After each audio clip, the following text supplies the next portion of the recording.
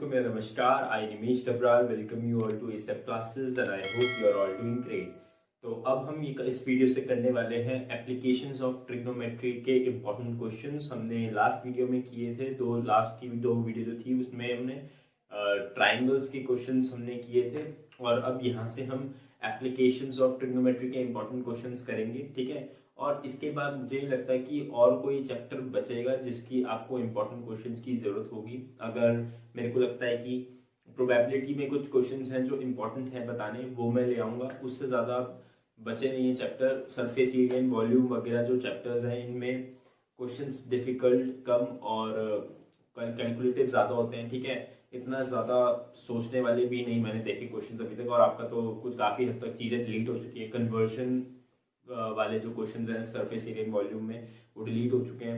Areas related to circles में भी जो लास्ट वाले क्वेश्चन जिसपे अलग अलग फिगर्स का कॉम्प्लेक्स फिगर बना के उसका एरिया निकालना होता था वो भी डिलीट हो चुका है, तो उसमें ज़्यादा कुछ ऐसा बचा नहीं है, ठीक है। तो बिना किसी डिले के इस वीडियो को शुरू करते हैं, ठीक है। पहला क्वेश्चन इस वीडियो का क्या बोलता है देखते हैं।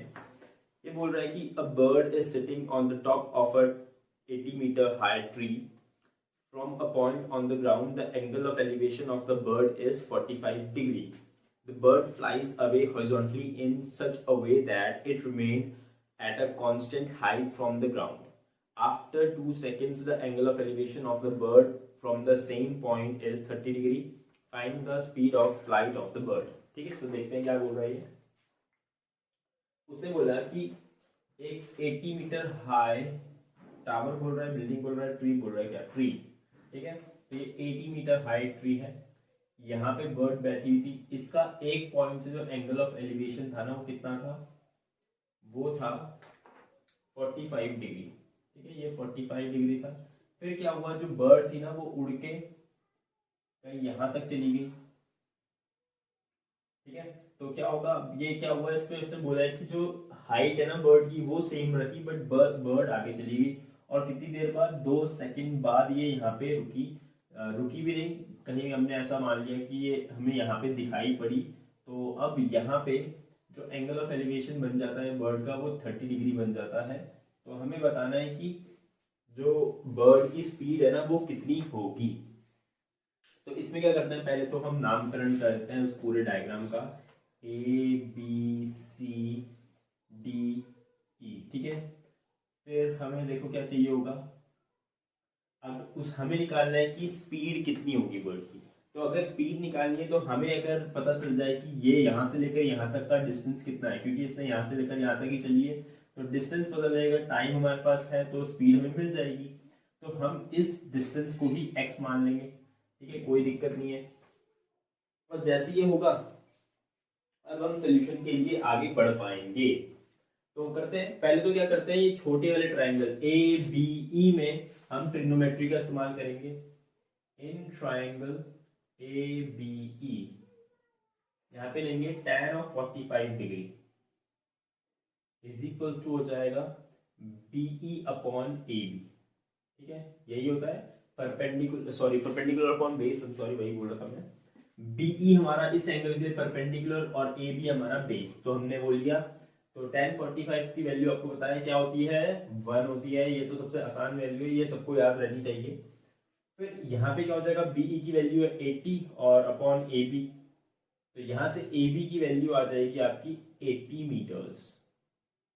अब आपको ये भी पता होगा कि अगर ये 80 मीटर तो ये भी 80 मीटर रहने वाला है, ठीक है। तो अब आप क्या कर सकते हैं, नेक्स्ट वाले ट्राइंगल जो बड़ा वाला ट्राइंगल है ACD, ठीक है, इसमें भी tan थीटा लगा सकते हैं। तो हम बोलेंगे in triangle ACD tan of 30 degree is equals to क्या हो जाएगा, फिर से परपेंडिकुलर अपॉन बेस, ठीक है। तो परपेंडिकुलर है हमारा CD और बेस है हमारा AC, तो ये हो जाएगा CD अपॉन AC, ठीक है। यहाँ पे हो जाएगा tan 30 डिग्री की वैल्यू क्या होती है, 1/√3, ठीक है। तो 1/√3 यहाँ लिख देंगे। तो CD की वैल्यू है 80 अपॉन AC हमारा वैसे ही रहेगा। AC को हम ब्रेक कर देंगे, ठीक है। ब्रेक कैसे करेंगे, देखो यहाँ पे AB प्लस BC है, तो हम इसको लिख देंगे AB प्लस BC तो यहाँ से इसको क्रॉस मल्टीप्लाई करेंगे तो A B plus B C को भी अब हम नेक्स्ट लाइन में क्या कर देंगे, ए बी की वैल्यू हमने निकाल दी थी 80 मीटर है और बी सी को हमने x ले रखा है, तो 80 plus X is equals to 80√3। तो यहाँ से x की वैल्यू आ जाएगी 80√3 माइनस 80, या फिर इसको और फर्दर हम सिंप्लीफाई करें तो 80 कॉमन ले लेंगे तो अंदर आ जाएगा √3 माइनस 1। ठीक है, तो अब हमें x मिल चुका है, तो हमें अगर स्पीड ऑफ द बर्ड निकालनी है, स्पीड ऑफ द बर्ड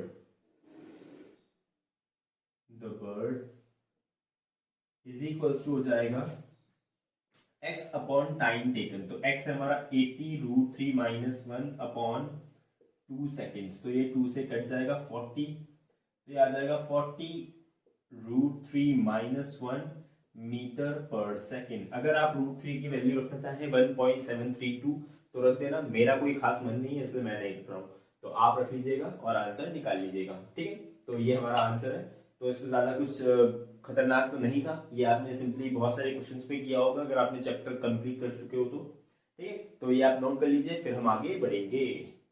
तो चलिए नेक्स्ट क्वेश्चन देखते हैं। नेक्स्ट क्वेश्चन क्या बोल रहा है, at a point A 20 meters above the level of water in a lake, the angle of elevation of a cloud is 30 degree.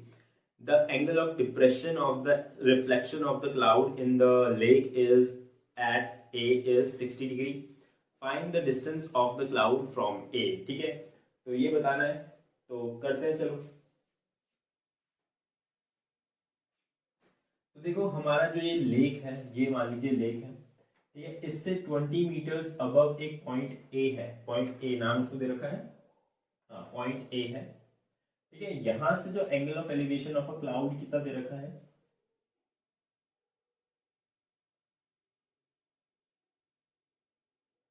ठीक है ऐसा कुछ है, ये दे रखा है कितना 30 डिग्री। फिर इसके लेक के नीचे, ये लेक का सरफेस, इसके नीचे जो इसका रिफ्लेक्शन है ना, उसका जो एंगल ऑफ एलिवेशन होगा, सॉरी डिप्रेशन है जो,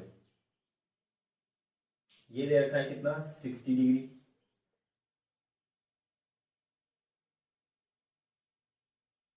ठीक है, अगर ये 60 डिग्री होगा तो ये भी 60 डिग्री होगा। अब देखिए ये उसने दे रखा है 20 मीटर्स, क्योंकि ये ए जो पॉइंट है वो लेक के सरफेस से 20 मीटर्स अबव है।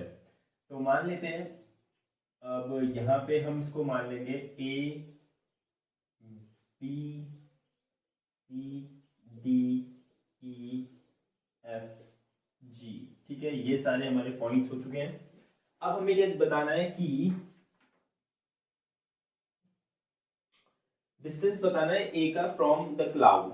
अब देखिए यहाँ पे ना इन्होंने क्वेश्चन जो दे रखा है बड़ा कंफ्यूजिंग क्वेश्चन दे रखा है, और वो डिस्टेंस कैसा निकालना है। तो कभी जब भी आएगा ना एग्जाम में, तो वो ये पूछेगा डिस्टेंस, जब भी बोलेगा ए पॉइंट से क्लाउड का, तो आपको ये वाला डिस्टेंस वो करना पड़ेगा। ठीक है, ये डिस्टेंस निकालना। और अगर वो बोलता है horizontal distance of A from the cloud, तो हॉरिजॉन्टल डिस्टेंस का मतलब हो जाता है जो आपको ये वाली लेंथ ना ये निकालनी पड़ेगी। ठीक है, तो इसका ध्यान रखना, हॉरिजॉन्टल डिस्टेंस का मतलब ये होगा और नॉर्मल डिस्टेंस का मतलब डायरेक्ट जो उनके बीच का जो लाइन जो स्ट्रेट लाइन जोड़ रही है उन दोनों को, वो चीज निकालनी है।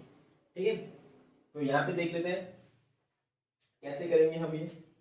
तो ये आ जाएगा 20 मीटर्स, अगर हम इसको x मान लेते हैं, ठीक है, तो क्या हो जाएगा, यहाँ पे जो आपको ये पता होना चाहिए कि GE will be equal to ED।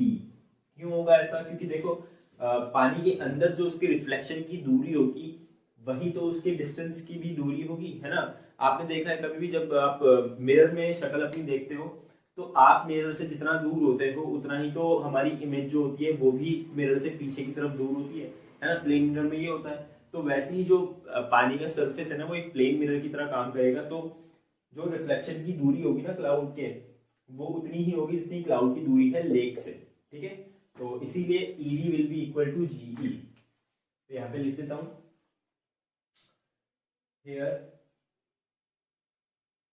GE will be equal to ED as the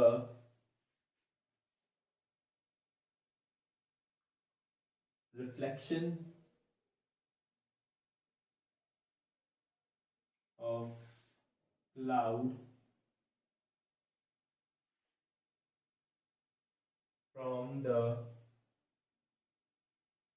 surface of lake will be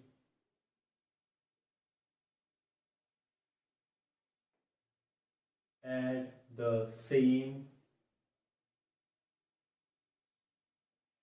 distance as the cloud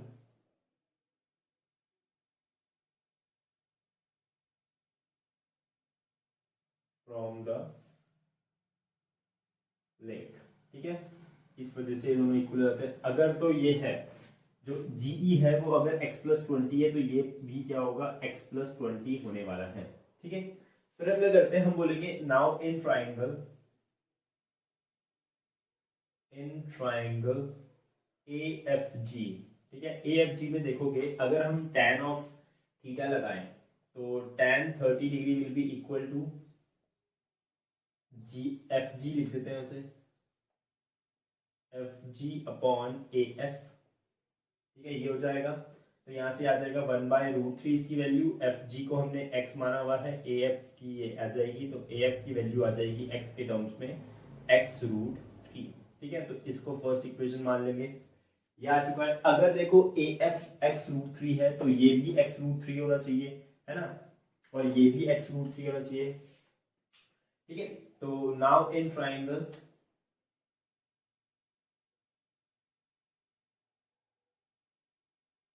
तो ऐसा करते हैं, हम इस वाले ट्राइंगल को ना लेके इस वाले ट्राइंगल को ही ले लेते हैं तो कोई दिक्कत नहीं होगी।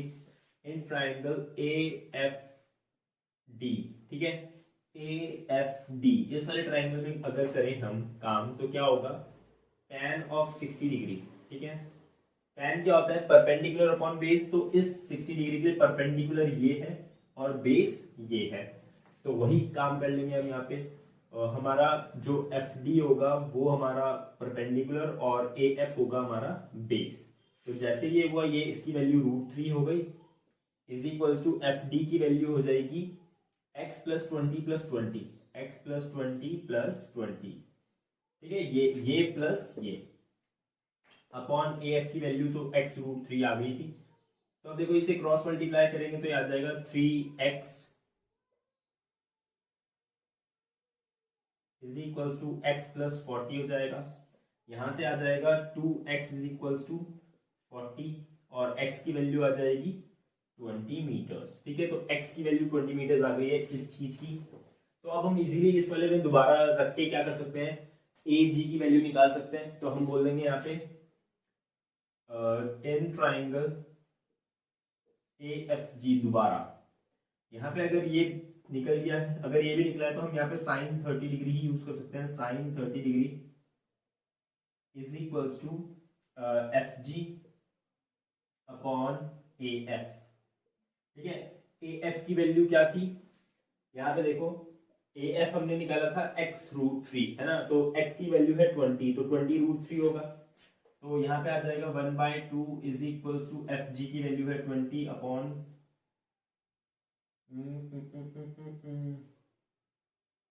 ओके मैंने थोड़ा गलती कर दी यहाँ पे, FG अपॉन AG आएगा।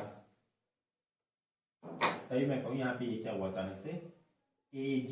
ठीक है, क्योंकि देखो साइन हमारा होता है परपेंडिकुलर अपॉन हाइपोटेन्यूज, और मैंने tan थीटा का याद आके वो वहाँ पे बेस ही लगा दिया। ठीक है, तो ये अपॉन ये होगा, तो यहाँ पे FG की वैल्यू तो है हमारी 20 और AG यहाँ पे ऐसा आ जाएगा, तो AG की वैल्यू आ जाएगी 40 मीटर। तो AG की वैल्यू ये है। यहाँ पे आप स्टेटमेंट लिख सकते हैं कि the distance of the point A from the cloud is 40 meters. ठीक है, तो मैं एक बार दोबारा बता देता हूँ। तो देखो यहाँ पे उसने बोला कि एक लेक है, ठीक है, उसके जस्ट ऊपर, मतलब कि उसके लेवल से 20 मीटर्स ऊपर एक पॉइंट है। हमारा पॉइंट क्या है, ए पॉइंट से एक क्लाउड की जो एंगल ऑफ एलिवेशन है ना वो कितना है, 30 डिग्री है। ठीक है, और साथ ही साथ उस क्लाउड का ही रिफ्लेक्शन पानी के अंदर, लेक के अंदर जो उसका रिफ्लेक्शन है उसके एंगल ऑफ डिप्रेशन क्या है, ए से 60 डिग्री है। ठीक है, ये हुआ। फिर उसने बोला है कि अब हमें क्या करना है, और साथ ही साथ उसने फिर ये बोला है कि जो हमारा डिस्टेंस होगा ना पॉइंट ए का फ्रॉम जी वो निकालना है। तो कैसे निकाला हमने क्या किया, ऊपर वाला ट्रायंगल यूज किया AFG, ठीक है, ये यूज करके हमने इसके टर्म्स में इसकी वैल्यू निकाल दी। जैसे ये आई फिर हमने क्या किया, नीचे वाला ट्रायंगल यूज किया, वहां यूज करके हमने क्या किया, x की वैल्यू निकाल दी 20 मीटर्स। अब जैसे ये हुआ 20 मीटर्स आई तो हमने क्या कर दिया, x की वैल्यू AF में भी रख दी तो वो भी 20√3 आ गया, बट उसकी ऐसी खास जरूरत नहीं है। फिर x की वैल्यू ये जैसी आ गई है हमारे पास, उसके बाद हमने क्या किया, इसमें साइन थीटा लगा दिया तो परपेंडिकुलर अपॉन हाइपोटेन्यूज हो गया। तो जैसे ये हुआ हमारे क्लाउड के ए पॉइंट से डिस्टेंस का हमें पता चल गया, ठीक है। तो ये आप नोट कर लीजिए, उसके बाद हम आगे बढ़ते हैं। नेक्स्ट क्वेश्चन पढ़ते हैं। नेक्स्ट क्वेश्चन क्या बोलता है, from an aeroplane vertically above a straight horizontal plane, the angles of depression of two consecutive kilometers stone on the opposite sides of the plane are found to be alpha and beta, ठीक है। Show that the height of the aeroplane is tan alpha tan beta upon tan alpha plus tan beta। तो मुश्किल question नहीं है, बस वो tan alpha tan beta upon tan alpha plus tan beta ऐसे relations देख के, मतलब कि एक्सप्रेशन देख के थोड़ा बच्चे डर जाते हैं, बट क्या है। और आपको दूसरा किलोमीटर स्टोन का मतलब पता होना चाहिए। आपने देखा होगा जब आप लंबी जर्नीज पे जाते होंगे तो सड़क के बगल में ना वहां पे लगा रहता है, स्टोन्स लगे रहते हैं, उसमें लिखा रहता है कि किलोमीटर मतलब मुजफ्फरनगर इतना किलोमीटर दूर है यहाँ से, ठीक है, और कुछ ऐसा ऐसा लिखा रहता है, तो इनको किलोमीटर स्टोन्स बोलते हैं। और यहाँ पे बोला है कि किलोमीटर स्टोन 2 किलोमीटर स्टोन है, मतलब कि क्या है, उनके बीच में जो डिस्टेंस होगा ना वो 1 किलोमीटर का डिस्टेंस होगा, ठीक है। तो ये पता होना चाहिए इस क्वेश्चन को करने के लिए, बाकी तो सब बढ़िया है इसमें, ठीक है। तो ये एरोप्लेन मान लेते हैं, ठीक है, तो इसका यहां से और इसका यहां से, और ये क्या है किलोमीटर, ये 1 किलोमीटर स्टोन, ये 1 किलोमीटर स्टोन, ठीक है। पूरा डिस्टेंस है ये 1 किलोमीटर, यहां से लेकर यहां तक। इसके इसका जो इस प्लेन का जो यहाँ से इस प्लेन से अगर कोई देखे तो ये एंगल ऑफ डिप्रेशन है अल्फा, ये है बीटा, तो इसका मतलब ये हो जाएगा अल्फा, ये हो जाएगा बीटा। अगर मान लेते हैं उसकी हाइट है h, तो हमें हाइट h निकालनी है कि कितनी होने वाली है। तो ज्यादा मुश्किल क्वेश्चन नहीं है, अगर आपके दिमाग में ये रहता है किलोमीटर स्टोन का मतलब क्या है तो आप इजीली इस क्वेश्चन को कर पाएंगे। अगर इसको x मान ले तो ये हो जाएगा 1 माइनस एक्स, ऐसा हो जाएगा, कोई दिक्कत नहीं। तो अब क्या करेंगे हम, इसी चीज का यूज करके हम क्या करते हैं, पहले एक ट्राइंगल में tan थीटा लगाते हैं, फिर दूसरे ट्राइंगल में tan लगाते हैं, तो क्या होगा इन, अरे मैंने तो यहाँ नामकरण ही नहीं किया, नामकरण बहुत जरूरी है भाई, ABCD, ठीक है, ये हो जाएगा। तो अब हम बोलेंगे इन ट्राइंगल ABD, ठीक है, ABD ध्यान से देख लो, ये वाला ट्राइंगल, इस पे क्या होगा tan अल्फा जो आएगा वो कितना आएगा, tan alpha will be equal to h upon, नाम लिखना है क्या, नहीं ऐसे ही कर देता हूँ, देखो परपेंडिकुलर अपॉन बेस आना था, तो h हमारा परपेंडिकुलर बेस अपॉन x, मैंने इस बार BD अपॉन AB नहीं किया, वो फिर दोबारा अलग लाइन में लिखना पड़ता, ठीक है। यहां से हम क्या करेंगे, x की वैल्यू h और tan अल्फा के टर्म्स में निकाल देते हैं, तो x आ जाएगा हमारा h अपॉन tan अल्फा, कोई दिक्कत नहीं, फर्स्ट इक्वेशन हो गई। फिर हम क्या करते हैं, इन ट्राइंगल क्या लेंगे, CBD देखते हैं, तो यहाँ पे भी करेंगे tan ऑफ बीटा लेना पड़ेगा क्योंकि अब एंगल बीटा है हमारा, ठीक है, ये ठीक है। तो यहाँ से आ जाएगा h अपॉन 1 माइनस एक्स आ जाएगा, इसको क्रॉस मल्टीप्लाई करते हैं तो आएगा tan beta into 1 minus X is equals to h। तो यहाँ से हमें x के उसमें वो करना पड़ेगा, x की वैल्यू हम रख देंगे h अपॉन tan अल्फा, तो हमने यहाँ पे लिखेंगे फ्रॉम इक्वेशन 1, तो क्या करेंगे हम, x की जगह पे h अपॉन tan अल्फा लिख देंगे, तो ये आ जाएगा 1 minus h upon tan alpha is equals to h, ठीक है। तो अब हमें h की वैल्यू यहाँ से निकालनी है, तो पहले क्या करेंगे, सिंप्लीफाई करेंगे, तो tan beta into tan alpha minus h upon tan alpha is equals to h। तो यहाँ से देखो tan अल्फा क्रॉस मल्टीप्लाई हो जाएगा, तो यहाँ से आ जाएगा tan अल्फा tan बीटा, क्या हुआ ये समझ आया कि नहीं आया, यहाँ देखो tan बीटा अंदर मल्टीप्लाई होगा tan अल्फा से, तो वो आ जाएगा tan बीटा h से भी मल्टीप्लाई होगा, तो आ जाएगा minus h tan beta is equals to h tan alpha. ठीक है, तो अब इसको उधर ले जाएंगे तो क्या आ जाएगा, ये H tan alpha plus H tan beta. अब मैंने क्या किया, जो इसको इधर ले गया मैंने ये वाली साइड को यहाँ पे लिख दिया, इज इक्वल्स टू में आ जाएगा टैन अल्फा टैन बीटा। देखो आपको एक्सप्रेशन दिखने लग गया होगा, एच एच कॉमन लेंगे तो यहाँ पे आएगा tan alpha plus tan beta.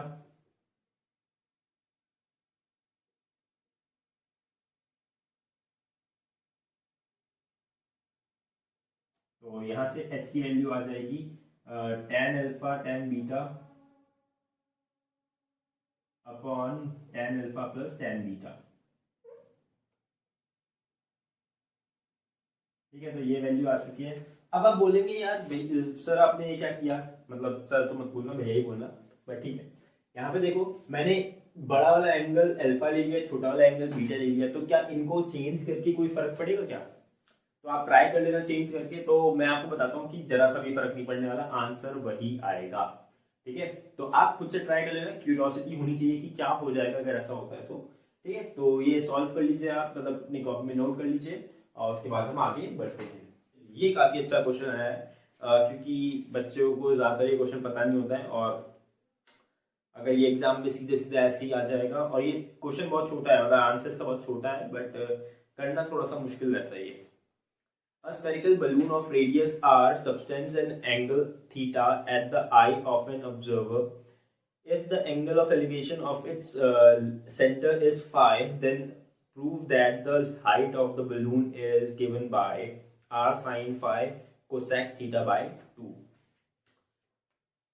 तो देखो उसने बोला है कि एक बलून है, ठीक है, जो कि क्या करता है, ऑब्जर्वर की आंख पे ना वो क्या करता है, थीटा एंगल सबटेंड करता है। ठीक है, तो मान लीजिए अगर ऐसा कुछ है,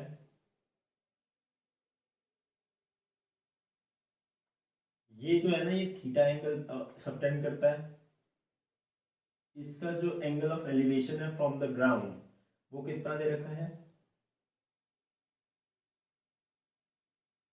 वो दे रखा है अल्फा, अल्फा नहीं फाई दे रखा है, सॉरी फाई।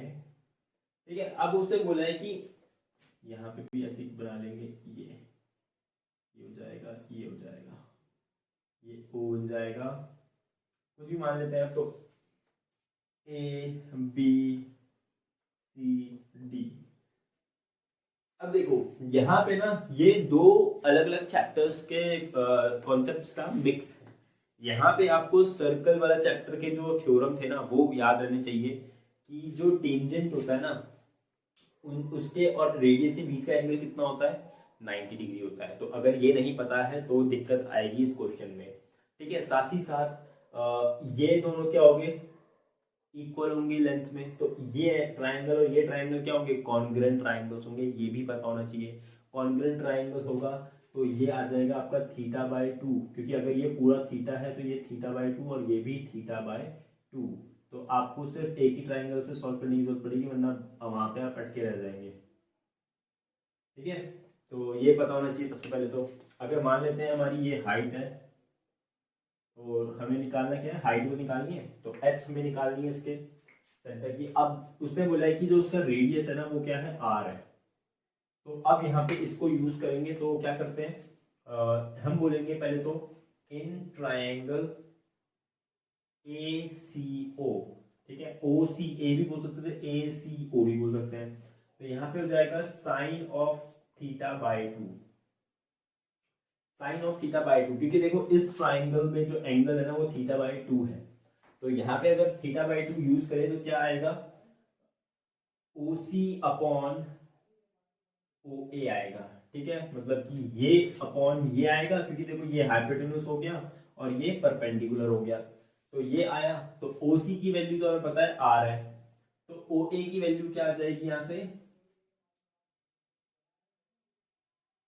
ओ ए की वैल्यू आएगी आपकी R upon sine theta by 2।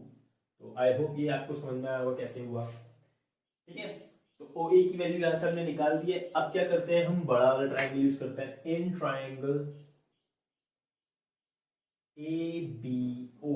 अब आप ए बी ओ में देखेंगे अगर, तो यहाँ पे देखो क्या होगा, अगर दोबारा साइन कौन सा लगाएंगे अब, थीटा या फाई, तो यहाँ पे देखो ये जो टोटल एंगल है ना, यहाँ से लेकर यहाँ तक यही तो ट्राइंगल है, ठीक है। तो इसमें ट्राइंगल ये जो ये है, ये हमारा कितना है, फाई है। फाई लगाएंगे यहाँ पे, फिर फाई लगाएंगे इज इक्वल्स टू आएगा ओ बी अपॉन ओ ए, ठीक है, ये हो जाएगा। तो साइन फाई की वैल्यू आ जाएगी एच अपॉन ओ ए। ओ ए की वैल्यू पुट कर लेते हैं, हमें मिल गई है, इसको फर्स्ट मान लेंगे। तो यहाँ पे आएगी R upon sine theta by 2। तो यहाँ से जब इसको क्रॉस मल्टीप्लाई करेंगे तो एच की वैल्यू आ जाएगी R sine phi upon sine theta by 2, बड़ी आसानी से। और उसने बोला है कि हमें तो इसे R sine phi cosec theta by 2 proof करना है। तो साइन का उल्टा, यहाँ पे कंफ्यूज मत होना, साइन का उल्टा क्या होता है, कोसेक थीटा बाय 2, ठीक है। तो इस पे काफी अच्छा क्वेश्चन बना दिया था इसने इससे। हालांकि क्वेश्चन मतलब जो आंसर इसका बहुत छोटा है, पर समझना बहुत पड़ता है, थीटा बाय 2। तो इसीलिए यहाँ पे ये दो चैप्टर्स का मिक्स है, एक तो सर्कल्स के थ्योरम्स का और दूसरा ट्रिग्नोमेट्री का, ठीक है। तो ये आप नोट कर लीजिए, फिर हम आगे बढ़ते हैं इसमें। तो चलिए नेक्स्ट क्वेश्चन करते हैं। नेक्स्ट क्वेश्चन क्या बोल रहा है, at the foot of a mountain the elevation of its summit is 45 degree. अब समिट क्या होता है भाई जी, पता है? समिट होता है कि जो भी माउंटेन आप चढ़ रहे हैं उसका जो पीक पॉइंट है ना, उसको समिट बोलते हैं। अब मुझे बताइए कि समिट और पीक में क्या फर्क होता है, ठीक है। तो आप ये जाके गूगल में सर्च करना, ठीक है ना। तो तब मैं आपसे पूछूंगा, कमेंट सेक्शन में बताना कि समिट और पीक में क्या फर्क है। तो यहाँ पे बोला है कि at the foot of a mountain the elevation of its summit is 45 degree after ascending 1000 meters towards the mountain up a slope of 30 degree inclination. The angle of elevation is found to be 60 degree. Find the height of the mountain. तो यहाँ पे कुछ ऐसा diagram बनना चाहिए। ये आपको question में दिख भी रहा होगा, मैंने क्वेश्चन में जानबूझ के डाल दिया क्योंकि ये क्वेश्चन थोड़ा सा नया टाइप का था और बच्चों को इसका डायग्राम बनाना नहीं आता, इसीलिए मैंने ये क्वेश्चन में डाल दिया, वरना ये एग्जाम में क्वेश्चन में डायग्राम नहीं मिलेगा आपको, ठीक है। तो ध्यान रखना। तो मान लीजिए ये हमारी समिट है, ठीक है, और यहां से जो एंगल ऑफ एलिवेशन कितना दिया हुआ है उसने, ये दिया हुआ है 45 डिग्री। फिर उसने बोला कि हमने क्या किया, 30 डिग्री के स्लोप पे चढ़े हम, ठीक है। तो ये 30 डिग्री का स्लोप मान लेते हैं, 30 डिग्री। तो यहां से क्या हुआ, जो एंगल ऑफ एलिवेशन यहां से हमें मिला तो वो कितना मिला था, 60 डिग्री का एंगल ऑफ एलिवेशन हमें मिला है, ठीक है। तो ये चीज हमें गिवन है, ठीक है। और ये दिया हुआ है कि 1000 मीटर्स का डिस्टेंस था, यहाँ से लेकर 1000 मीटर्स चले हम आगे। तो मैं इसमें डायग्राम में जो जो चीजें दे रखी है, मतलब नाम दे रखा है, नामकरण उसी के हिसाब से कर देता हूँ, वरना कंफ्यूज हो जाएंगे आप लोग।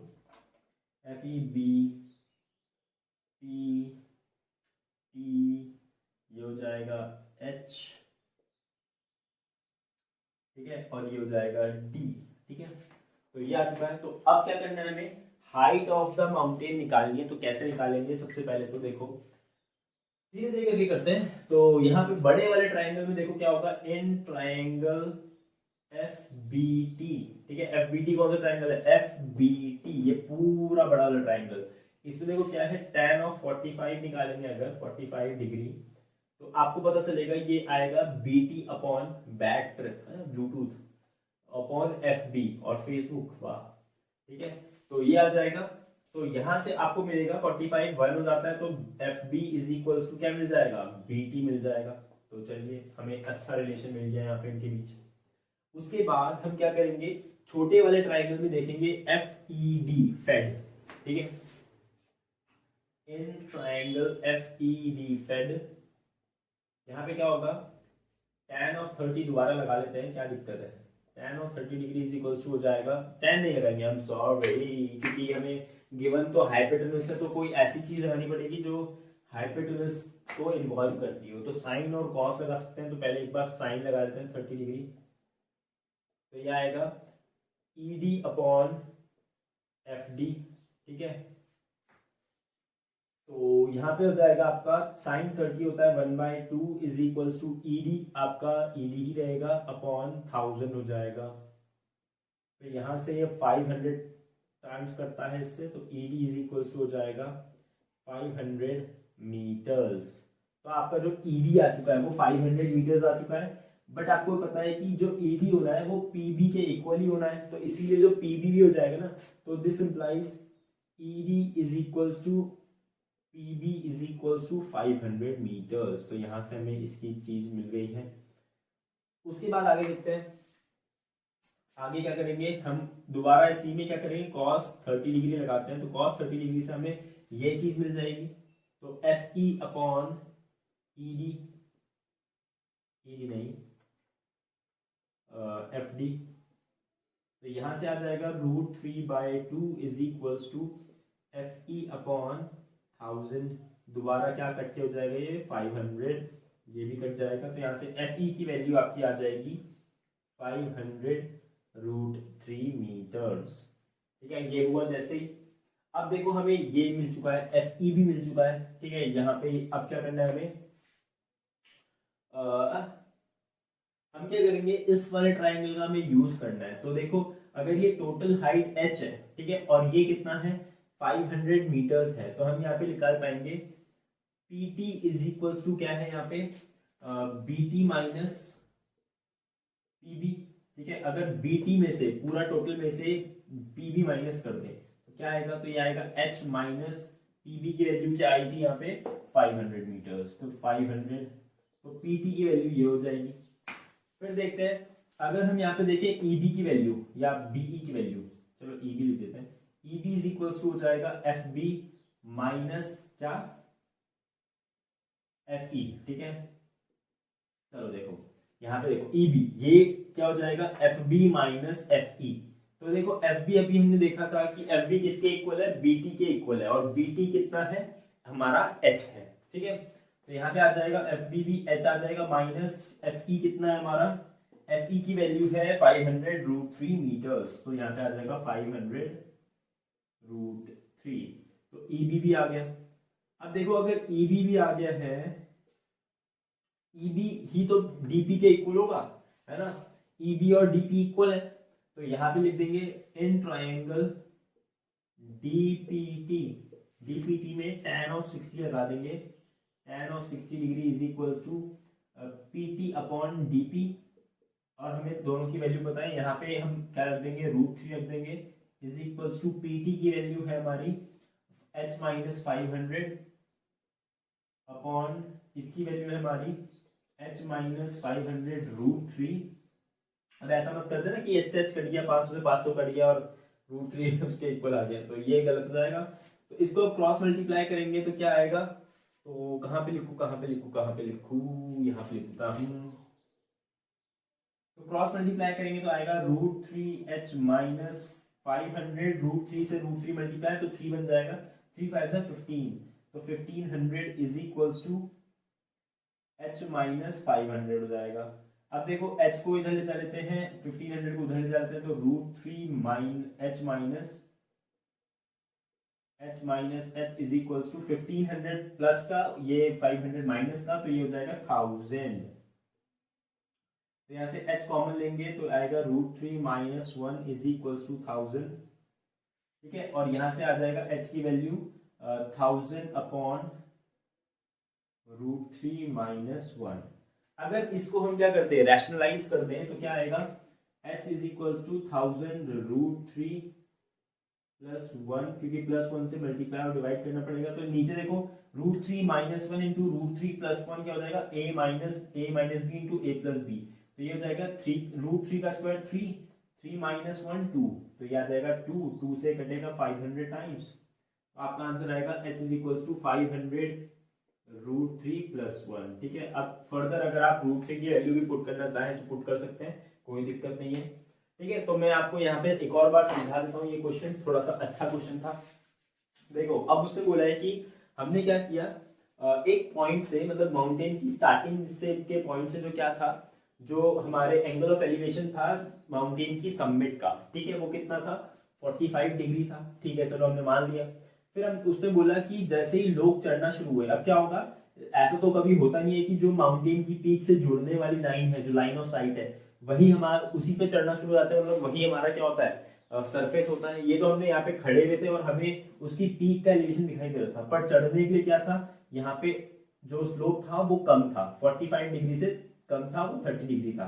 तो हम 30 डिग्री के स्लोप पे चढ़ना शुरू हुए और 1000 मीटर बाद आगे जाके जब यहाँ पे रुके तो यहाँ पे हमें दिखा कि जो माउंटेन की पीक का जो स्लोप है ना, या फिर समिट का जो स्लोप है वो कितना है, स्लोप नहीं सॉरी इंक्लिनेशन है, वो कितना है 60 डिग्री है।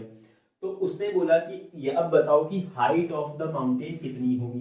तो हमने क्या किया, हमने बोला चलो ठीक है कि हम अगर बड़े वाले ट्राइंगल को देखें तो ट्राइंगल एफ बी टी में अगर tan 45 लगाऊंगा तो ये आएगा B T upon F B. तो हमने बोला कि tan 45 तो 1 होता है, इसका मतलब क्या हो जाएगा कि बी टी और एफ बी क्या होंगे, दोनों आपस में इक्वल होंगे। तो ये चीज हो गई। फिर हमने देखा कि हमने बोला कि चलो इस छोटे वाले ट्राइंगल पे काम करते हैं, क्योंकि यहाँ पे हमें एक लेंथ गिवन है तो उससे हमारा सारी चीजें आ सकती हैं। तो हमने इस छोटे वाले ट्राइंगल एफ ई डी फेड में साइन कॉस लगाया। तो साइन जब लगाया तो हमें जो ईडी है उसकी वैल्यू मिल गई 500। तो हमने बोला जब ईडी 500 है तो ये जो पीबी होगा इसके पैरेलली जो हमारी लेंथ होगी ये भी तो 500 होगी, तो हमें पता चलेगा कि पीबी 500 है। फिर हमने cos 30 डिग्री लगाया तो हमें यहाँ से एफ ई की वैल्यू मिल गई कितनी, 500√3। तो अब जब एफ ई की वैल्यू मिल गई तो उसके बाद हमने क्या किया, आगे काम करना शुरू किया। अब देखो हमें यहाँ से ये चीजें मिल गई, पर हमें क्या है, पीबी की वैल्यू तो मिल चुकी है 500, पर हमें चाहिए किसकी, पीटी की भी तो चाहिए, ताकि क्या कर पाए, एच की वैल्यू निकाल पाए। तो हमने बोला जो पीटी है वो क्या है, पूरा टोटल बीटी, जो एच में से अगर मैं पीबी माइनस कर दूं तो निकल जाएगी पीटी। तो हमने बोल दिया बीटी की वैल्यू एच है, एच माइनस पीबी तो -500, तो पीटी की वैल्यू ये आ गई।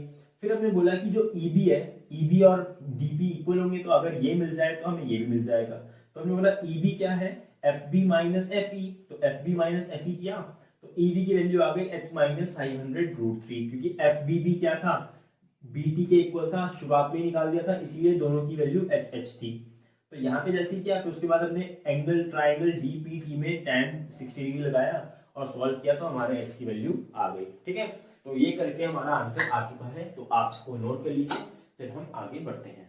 तो चलिए नेक्स्ट क्वेश्चन देखते हैं। क्वेश्चन नंबर 6 इस वीडियो का, अ ladder rests against a vertical wall at an inclination alpha to the horizontal.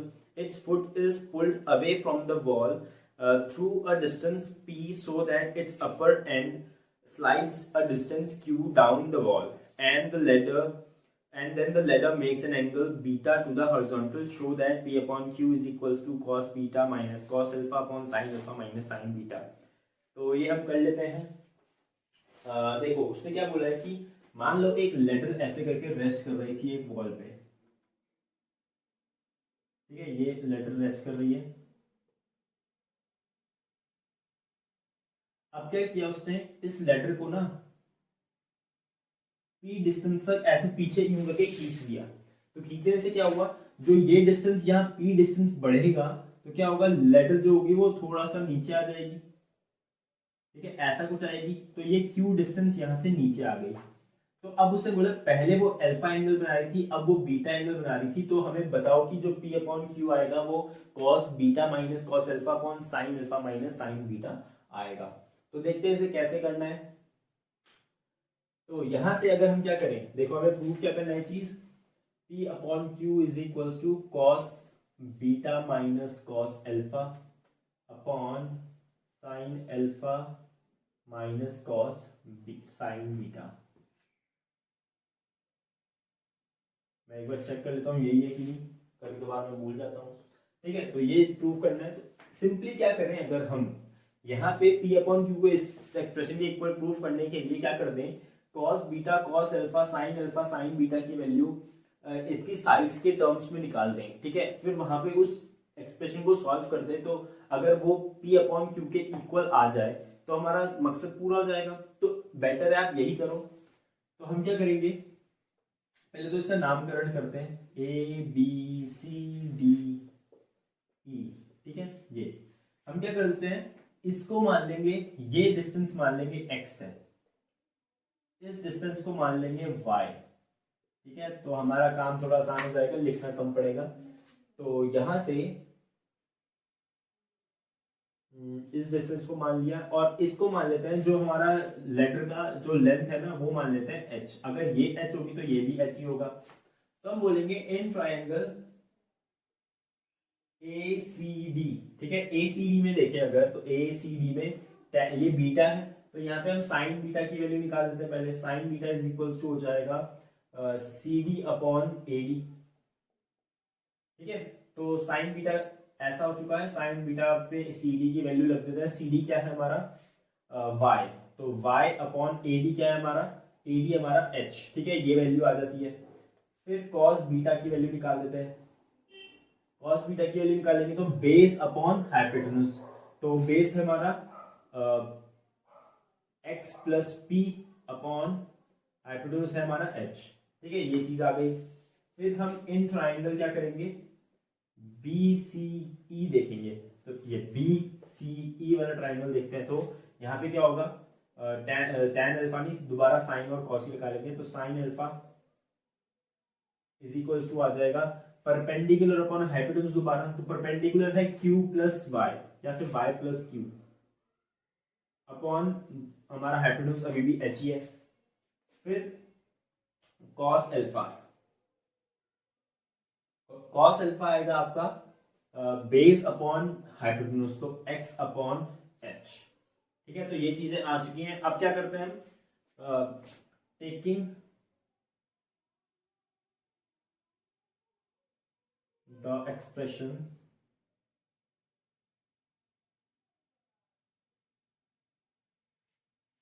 cos beta minus cos alpha upon sine alpha minus sign beta, हमने इस एक्सप्रेशन को लिया और इस सारे sign beta cos beta sine alpha cos alpha की value यहाँ पे पुट कर दी।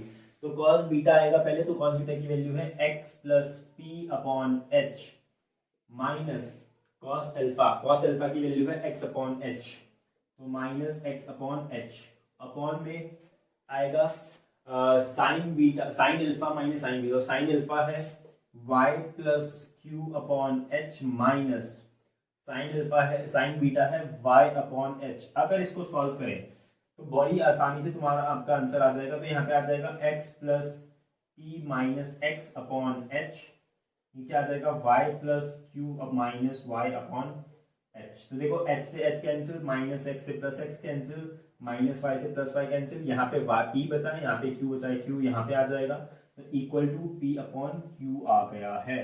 तो सीधा सीधा आंसर आ गया है। ज्यादा कुछ हमने ऐसा कुछ करना नहीं पड़ा कि हमने h लिया फिर उसको मतलब ऑर्गेनाइज करके हमने p अपॉन q की वैल्यू ऐसे निकाल दी, तो वो ज्यादा थोड़ा मुश्किल हो जाता। अगर आपको सीधे सीधे क्वेश्चन में दिया है एक्सप्रेशन प्रूव करने के लिए, तो उस एक्सप्रेशन को यूज करके ही आप क्या कर सकते हो, अपना आंसर निकाल सकते हो, ठीक है। तो चलिए, आज की इस वीडियो के लिए लास्ट क्वेश्चन था। तो अब हम नेक्स्ट वीडियो में जो हमारे introduction to trigonometry application to trigonometry के जो बचे हुए क्वेश्चन हैं वो करेंगे। तब तक के लिए मेहनत करते रहिए। थैंक यू सो मच और मिलते हैं नेक्स्ट वीडियो में।